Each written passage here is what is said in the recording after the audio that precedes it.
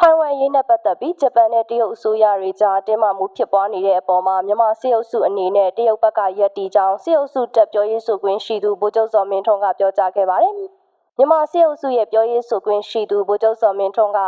ဂျပန်နိုင်ငံဝန်ကြီးချုပ်ဆာနာအတာကအီချီရဲ့ထိုင်ဝမ်အရေးနဲ့ပတ်သက်ပြီးပြောဆိုချက်ကိုနိုဝင်ဘာလ22ရက်နေ့မှာအခုလိုပြောကြားခဲ့တာပါ။ဂျပန်ဝန်ကြီးချုပ်အသစ်ရဲ့ထိုင်ဝမ်ရေးနဲ့ပတ်သက်ပြီးပြောကြားချက်များကိုကျွန်တော်တို့အနေနဲ့နိုင်ငံတကာမီဒီယာတွေမှာတွေ့လိုက်ရပါတယ်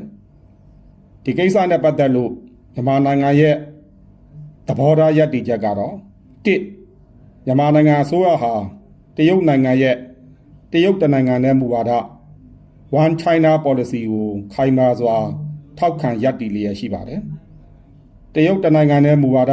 One China Policy ပေါ်မြန်မာနိုင်ငံကခိုင်မာစွာထောက်ခံရပ်တည်လျက်ရှိကြောင်းကို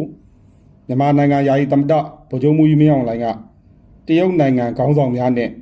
တွေ့ဆုံရချိန်တိုင်းမှာထပ်လောင်းအတည်ပြုခိုင်မာစွာပြောကြားခဲ့ပါတယ်။နောက်ပိုင်းအချက်အနေနဲ့ကတော့တရုတ်မြန်မာနိုင်ငံဟာအိမ်နီးချင်းမိတ်ဆွေကောင်းနိုင်ငံများဖြစ်ပြီးမဟာဗျူဟာမိတ်ဖက်နိုင်ငံများနဲ့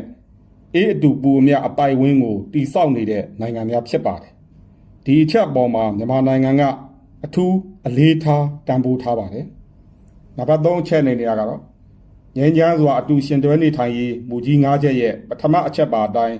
တရုတ်နိုင်ငံရဲ့နယ်မြေတည်တံ့ခိုင်မြဲမှုနဲ့အချုပ်အခြာအာဏာပိုင်ဆိုင်မှုအပေါ်မှာမြန်မာကလေးစားပြီး၎င်းအချက်အပေါ်မှာ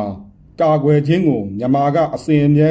ထောက်ခံရပ်တည်လျက်ရှိပါကြောင်းသဘောထားထုတ်ပြန်အပ်ပါတယ်။ဂျပန်ဝန်ကြီးချုပ်ဆာနာအတာကအီချီကတရုတ်ကထိုင်ဝမ်ကိုကျူးကျော်တိုက်ခိုက်ရင်ဂျပန်ရဲ့ကာကွယ်ရေးတပ်ဖွဲ့ဆေးလွတ်တုံ့ပြန်သွားမယ်လို့နိုဝင်ဘာလ9ရက်မှာပြောကြားခဲ့တာပဲဖြစ်ပါတယ်။အဲဒီနောက်ပိုင်းဂျပန်အစိုးရနဲ့တရုတ်အစိုးရကြားတင်းမာမှုတွေဖြစ်ပွားခဲ့တာပဲဖြစ်ပါတယ်။